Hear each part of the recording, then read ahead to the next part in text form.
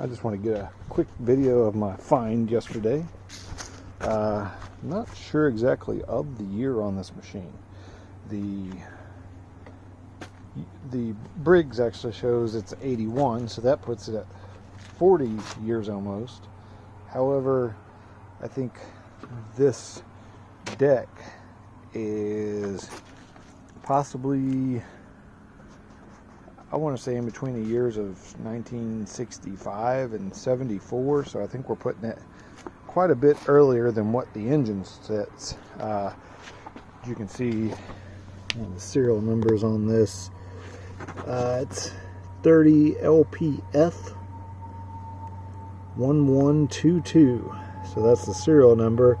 You can see the patent numbers up there. I tried to kind of get those numbers and run them, and you don't find a lot for these engines. This was later turned into Goodall / Bunton, but it's supposed to be the inventor of the rotary mower. But you know, of course, there's always many arguments to who did it first. But a really nice setup. I started it yesterday. The previous owner had done an awesome job. He hung it on the wall to save garage space. So he always cleaned out the tank perfectly, and looked like he'd done his oil changes, and it looked like the blades were newly sharpened at the end of last year. So this is a pretty spectacular unit, and I started it yesterday just to do a little bit of test mow.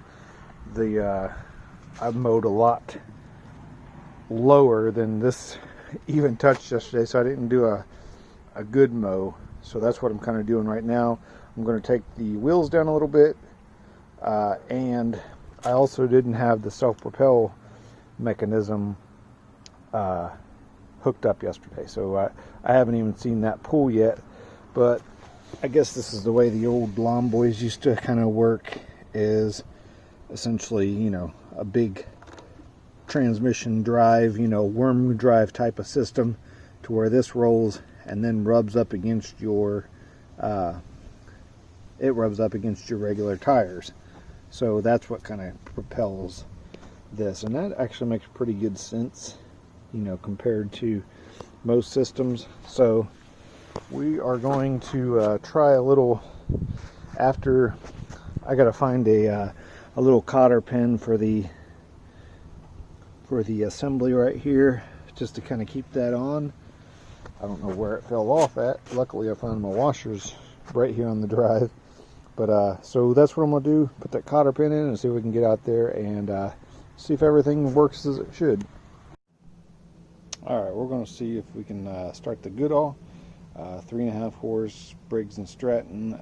The engine's from 81. Obviously we're going with the probability. It is a repower type application, so Briggs engine on here, and we're guessing the original manufacture dates anywhere from 65 to 75-ish, somewhere in that frame. So let's kind of see how we can get this thing started, and then I'm going to do a little bit of blowing some leaves. I don't have much grass cut. I just cut it pretty low yesterday, but we'll see how it kind of functions still.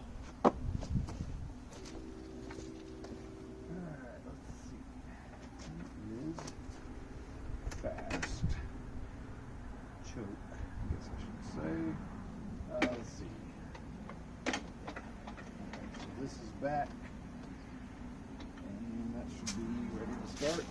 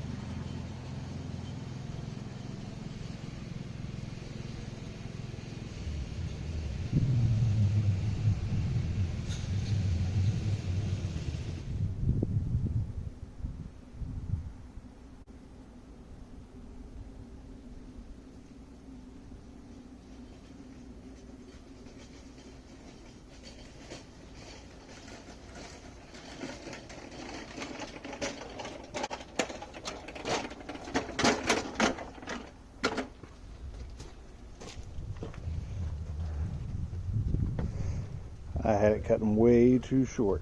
So we're going to modify it. We're going to move it back up to somewhere close to where it was, and then we'll go from there. Alright, let's try it again.